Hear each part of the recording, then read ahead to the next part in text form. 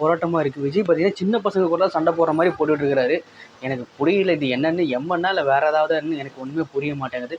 தேவையில்லாமல் பார்த்தீங்கன்னா இப்போ விஜய் வந்து இறங்கி போய் சண்டைலாம் போட்டுருக்கிறாரு. இதில் வேறு அத்தையை வேறு உள்ளே விட்டு இந்த மாதிரி வந்துட்டு பேசுங்க அத்தை அப்படின்னு அவங்க சும்மாவே பேசுவாங்க. இவங்க இன்னும் வந்துட்டு நம்ம காவேரியை பற்றி போட்டு வாங்குன்னு வாங்கிட்டு இருக்கிறாங்க. எப்படியாவது வந்துட்டு அந்த மாப்பிள்ளையை வந்து துரத்தணும் அப்படின்னு சொல்லிட்டு பார்க்குறாங்க. கடைசியில் பார்த்தீங்கன்னா துரத்திட்டாங்க அப்படின்னே சொல்லுவேன். நம்ம காவேரி வந்து ரொம்ப ஒரு மாதிரி ஆச்சரியமாக இருக்குது. என்னடா இது நல்லா தான் பேசிகிட்டு இருந்தார், திடீர்னு பார்த்தீங்கன்னா நம்மளை பிடிக்கலன்னு சொல்லிட்டு போகிறாரு அப்படின்னு விஜய் பின்னாடி இருந்து சிரிச்சிட்டு இருக்கிறாரு. விஜய் நீங்கள் பண்ணது நீங்கள் தான் இந்த மாதிரி ஒரு வேலை பண்ணியிருக்கீங்க, நீங்களே பின்னாடி சிரிச்சிட்டு இருக்கீங்க அப்படின்ற மாதிரி தான் இருக்குது. Guys welcome back to my channel. Guys நம்ம சேனலுக்குள்ளே வரவங்க சப்ஸ்கிரைப் பண்ணிக்கங்க. வாங்க பார்க்கலாம். நம்ம விஜய் வந்து எப்படியோ வந்து மாப்பிள்ளை துரத்திட்டார். அடுத்து வந்து நம்ம எப்படியாவது பார்த்தீங்கன்னா நம்ம காவேரி கிட்ட போய் இந்த எப்படியாவது லவ் வந்து சொல்லி இதை பண்ணி ஏதாவது பண்ணி நம்ம காவேரி வந்து கல்யாணம் பண்ணணும்னு சொல்லிட்டு ரொம்பவுமே பார்த்தீங்கன்னா வெயிட் பண்ணுறாரு.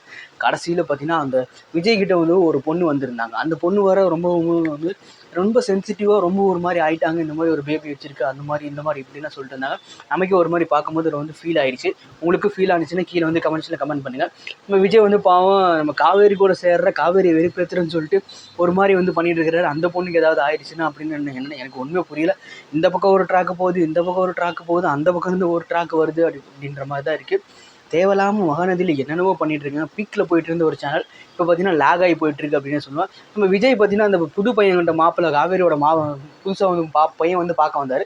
அவர்கிட்ட போயிட்டு ராவடி பண்ணிருக்கிறாரு. இந்த மாதிரி வந்து காவேரி வந்துட்டு அடங்காதவ, அது பண்ணுவா இது பண்ணுவா அப்படி இப்படின்னு சொல்லிட்டு நம்ம அத்தையை வேறு உள்ளே விட்டு என்னென்னவோ பேசி அந்த மாப்பிள்ளையை வந்துட்டு மைண்டை வந்து வாஷ் பண்ணி நம்ம காவேரியை கல்யாணம் பண்ண முடியாத அளவுக்கு பண்ணிட்டாரு அப்படின்னு சொன்னால் காவேரிக்கு ஒரே கன்ஃபியூஷனாக இருக்குது. என்னடா இது நல்லா பேசிகிட்டு இருந்தார், திடீர்னு வந்து இப்படி பேசுகிறாரு, எனக்கு ஒன்றுமே புரியலையே அப்படின்னு சொல்லிட்டு அவங்க ரொம்பவுமே கன்ஃபியூஸ்ட்லேயே இருக்காங்க.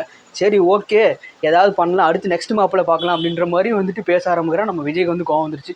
ஏங்க சும்மா என்னங்க நெக்ஸ்ட் அடுத்த மாப்பிள்ளையை பார்த்துட்டு இருக்கீங்க, அதான் நான் ஒருத்தர் இருக்கேன், நீங்கள் வந்து என்னையை பார்க்காம சும்மா வந்து அங்கங்கே பார்த்துட்டு இருக்கீங்க, ஒன்று தான் எங்களுக்கு பிடிக்கலிங்களே அப்படின்னு சொல்கிறாங்க.